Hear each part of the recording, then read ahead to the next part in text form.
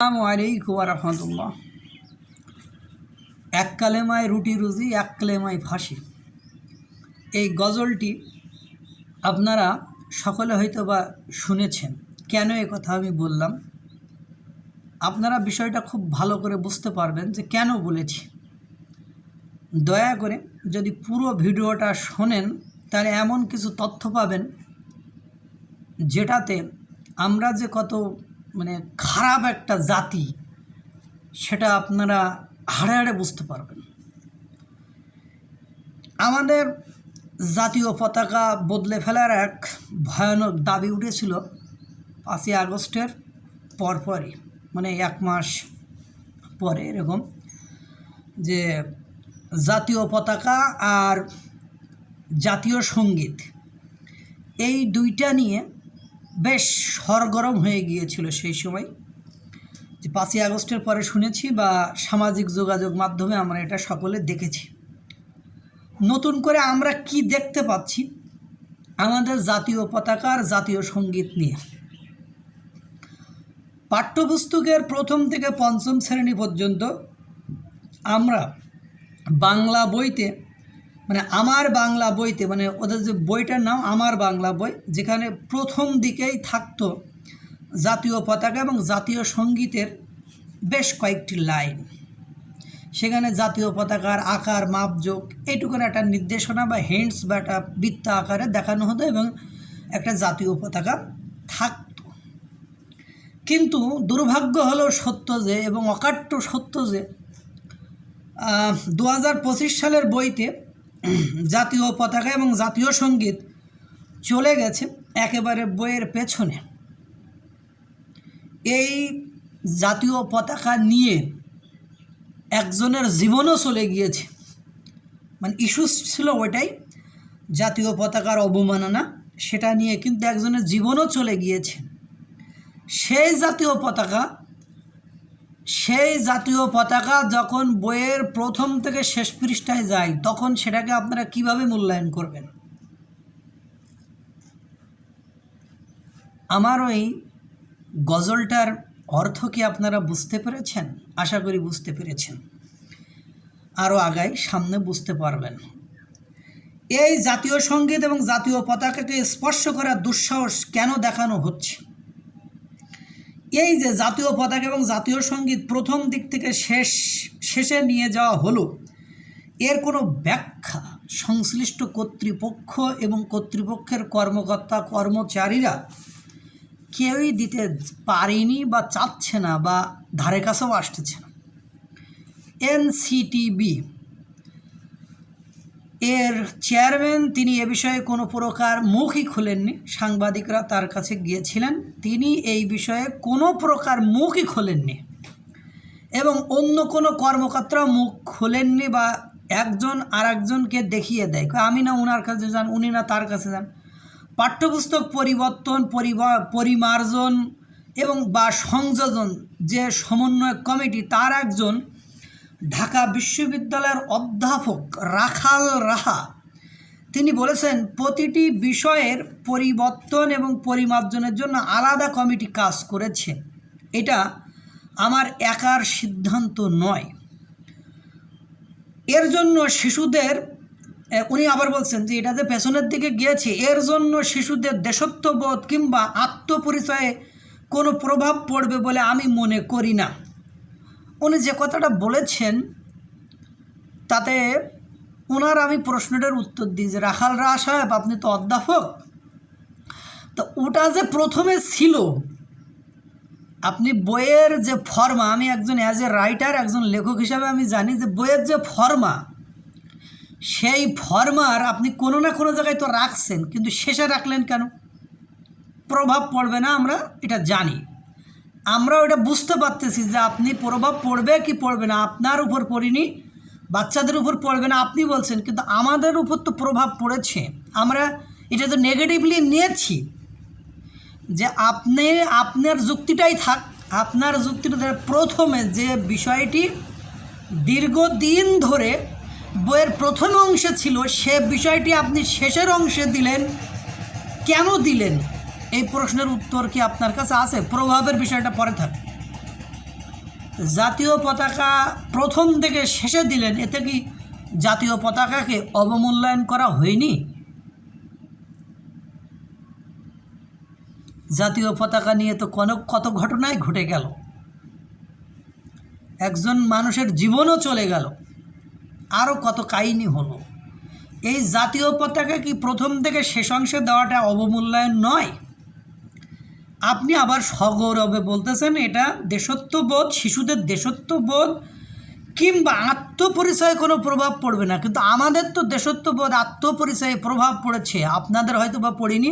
অর্থ লোভে, টাকার লোভে বা যে কোনো একটা লোভে পড়ে আপনারা তো আত্মপরিচয়, দেশত্ববোধ ভুলে গেছেন রে ভাই। তিনি এটা ঢাকা দেওয়ার চেষ্টা করেছেন। প্রভাব তো আমাদের উপর পড়েছে, শিশুদের তো দূরের কথা। প্রশ্ন উঠছে কেন ওখানে দেওয়া হলো, সমালোচনা হচ্ছে কেন এই দুটি বিষয় পেছনে নিয়ে যাওয়া হলো। এটুকু কি আপনারা বোঝেন না? না দেখেও না দেখার ভান করেন, বুঝেও না বোঝার ভান করেন, বা নিজেদেরকে প্রাইমারি স্কুলের বই যখন ছাপিয়েছেন নিজেদের কি শিশু মনে করেছেন, না বিক্রি করে দিয়েছেন নিজেদেরকে? বাংলাদেশ মুদ্রণ শিল্প সমিতির সাবেক সাধারণ সম্পাদক জহিরুল ইসলাম তিনি গণমাধ্যমকে বলেছেন যে বাংলাদেশের জাতীয় সঙ্গীত এবং পতাকার বিষয়টি কোনো মুদ্রণজনিত ত্রুটি নয়। আবার যেন এটা ভুল করে কি শেষে গিয়েছে এই ধরনের প্রশ্ন করা হয়েছিল, অনেক সময় ভুল করে এ পেজ উল্টায় যেতে পারে। তো উনি আবার অ্যাসিওর করলেন, বিষয়টা নিশ্চিত করলেন এটি মানে মুদ্রণজনিত কোনো ত্রুটি নয়, এটি এভাবেই সাজানো হয়েছে।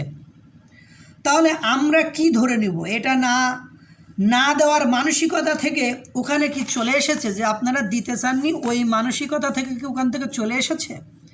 2024-এর আন্দোলনকে কেন্দ্র করে নানা রকম প্রবন্ধ লিখেছেন, কবিতা দিয়েছেন, গল্প সংযোজন করেছেন, প্রবন্ধ সংযোজন করা হয়েছে। তাতে আমাদের কোনো আপত্তি নেই, সেগুলো তো ঠিকঠাকই করা হয়েছে। তাহলে জাতীয় পতাকা, জাতীয় সঙ্গীত কেন ঠিকঠাক রইল না? এখানে কেন এত উদাসীনতা বা অনীহা, বা এখানে কেন দেশত্ববোধ? আপনারা তো জানেন এটা পেছনে দিলে এই সমালোচনায় প্রশ্ন উঠবে, দেশত্ববোধ দেশমাতৃকার ভালোবাসা প্রীতির কথা তো উঠবে। তাহলে আপনারা জেনে বুঝে কেন এটা করলেন, কেন এই উদাসীনতা কেন দেখালেন? এই প্রশ্ন কি উত্তর আছে আপনাদের কাছে? তাহলে হয়তোবা এর সাথে যারা সংশ্লিষ্ট তারা ধরে নিয়েছিল এটা দেওয়ার কোনো দরকার নাই, কিন্তু পরবর্তীতে না দিলেই নয় এই বিবেচনায় হয়তো শেষের দিকে দিয়েছেন। মানে না দিলে যে তোপের মুখে পড়তে হবে, আন্দোলনের মুখে পড়তে হবে, এই সেন্স অফ ভিউ থেকে তারা বিষয়টিকে পেছনে দিয়েছে, এরকম আমার মনে হচ্ছে। আমাদের শিক্ষা উপদেষ্টা ডক্টর ওয়াহিদউদ্দিন মাহমুদকে নিয়ে কোনো বিতর্ক ছিল না। তিনি নিখুঁত ভালো মানুষ ছিলেন, তিনি নিঃসন্দেহে মুক্তিযুদ্ধের সপক্ষের একজন মানুষ ছিলেন, তার নামে কোনো কালেমা ছিল না। তিনিও কেন এই বিতর্কের মধ্যে নিজেকে জড়ালেন? না উপায় ছিল না? উপদেষ্টা পদের মতো একটা পদে থাকতেই হবে এই বৃদ্ধ বয়সে আপনাকে? কেন আপনি প্রতিবাদ করে সেখান থেকে চলে যাননি? চাকরিটা ছেড়ে দিয়ে প্রতিবাদ করে সেখান থেকে কেন আপনি বেরিয়ে গেলেন না? সারা জীবনের সুনামটাকে কেন আপনি এরকম একটা ভয়ঙ্কর ষড়যন্ত্রের মধ্যে আপনি কি পড়ে গিয়েছেন? না আপনি নিজেকে শেষে এসে সারা জীবনের অর্জনকে বিসর্জন দিতে আপনি এই কর্মের ভেতরে এখনও আছেন? আপনার আর কি পাওয়ার আছে? আপনি তো দেশকে অনেক আগেই অনেক ভালো কিছু দিয়েছেন, কিন্তু কেন এই শেষে এসে আপনি একটা চক্রের ভেতরে পড়ে জাতির ভালোবাসার আবেগের জায়গাটা নিয়ে খেলা করলেন? আপনি তো প্রতিবাদ জানাতে পারতেন। আপনার বেগার হ্যাজ নাথিং টু লস, ল্যাংটার নেই বাটপারের ভয়। আপনার তো এরকম না যে আমাদের মতো ইয়াং যুবক আপনার আরও অনেক পথ পাড়ি দিতে হবে, আপনার অনেক দূর যেতে হবে। আপনার বয়সসীমা, বাংলাদেশের যে আয়ুষ্কাল সেটা অনুযায়ী তা আপনার আর পাওয়ারও কিছু নেই, হারানোরও কিছু নেই। আমি আপনার প্রতি খুব ব্যথিত, আপনার এই আচরণে আমি খুব মানে খুবই মানে আপসেট। অন্যরা কি আমি জানি না, আমার এটা খুব খারাপ লেগেছে। আমরা হিসাবগুলো কোনোভাবে মিলাতে পারছি না, বিশেষ করে আমি মিলাতে পারছি না। এবারের বইগুলোতে বঙ্গবন্ধুকে ছোট করা হয়েছে এবং মাওলানা ভাসানীকে বড় করে দেখানো হয়েছে, কারণ তারা একটা নতুন ন্যারেটিভ সৃষ্টি করতে চায় ওই ন্যারেটিভের ধারাবাহিকতায়। কিন্তু মুক্তিযুদ্ধের প্রশ্নে মাওলানা ভাসানীর ভূমিকা সম্পর্কে আমরা জানি। মুক্তিযুদ্ধের প্রশ্নে যখন পেজ আসে পৃষ্ঠা আসে, তখন কিন্তু বঙ্গবন্ধু শেখ মুজিবুরের উপরে মাওলানা ভাসানীর আসার কথা নয়। এবং বিএনপির হয়তো বা অনেকেই জানেন যে সেখানেও জিয়াউর রহমানকে নিয়ে বিকৃত বক্তব্য দেওয়া হয়েছে বা বক্তব্য উপস্থাপন করা হয়েছে। হয়তো বা আপনারা মানে কোনো একটা কারণে বলছেন না, কিন্তু আপনারা ভেতরে ভেতরে অনুভব করতে পাচ্ছেন। যাই হোক, আমরা জাতির কাছ থেকে বা এখন যারা উপদেষ্টা সরকার আছে তাদের কাছ থেকে এই ধরনের বিষয়গুলো আশা করিনি যে জাতীয় পতাকাকে অবমূল্যায়ন করবেন।